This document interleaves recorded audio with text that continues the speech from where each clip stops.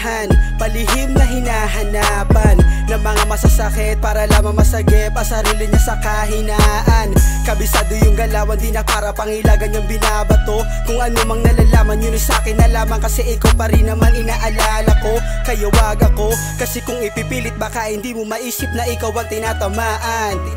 Sa'yo walang sasagip kapag ako yung nag-init sa mga ganyang kababawan. Kaya paalala din na to gaya ng dati. Problema na kung meron ka pa nasasabi o dinadamdam para makialam sa anumang ganap na nangyayari. Kaibigan, ginamitan mo di pala ng Diyos. Gossip at issue lang ang nakikita nyo. Master mo na din ng Diyos, ang galing mo bro. Sumipat mang lait, parang ang perfecto mo. Sige gamit pa ng Diyos. Hindi ka dismiss o baka dami mapanita. Puro silip sa mali, wala kang pahinga. Minsan dito, minsan doon, kabi-kabila. Kaya yung kwento, nalipad, dumadami na. Sila yung mga tao na kahit laging mali, wag nang isipin. Mas maganda, walang kagalit, puta ang sarap sa piling. Kaya wag mo na yung bilis, chill ka lang sa lento. Ikaw na ba, ikaw pumipigil ng aura, daig pa na kasetsu. Wag kang mag-alala sa pagiging Diyo, wala tong ikikwento. Mapaten rin at sulakas ng aura, bumabalik pagka momentum.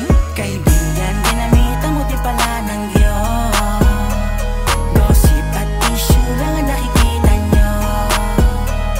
Master mo na din ng Diyos, ang galing mo bro. Sumipat mang lait, parang ang perfecto mo. Sige gamit pa ng Diyos. Wala na nga akong masabi sa kakaibang talento mo na para bang ang feeling mo perfecto ka.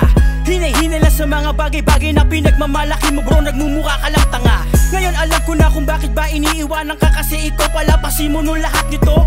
Kitang-kita nga na F-boy ka dahil sa S-line na konektado dyan sa ulo mo. May mga tao talagang ikaw na lang umuunawa dahil sa puro kahambugan lang ang alam.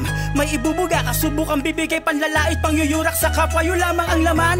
Negatibong Pilipino, sinisilap sino-sino, pinong-pino, kinakwento kung kani-kanino. Lason sa pangkat sa grupo, sa trabaho, sa pamilya, galingan mo lang paggamit ng Diyo at makikita mo. Kaibigan, ginamitan mo di pala ng Diyos.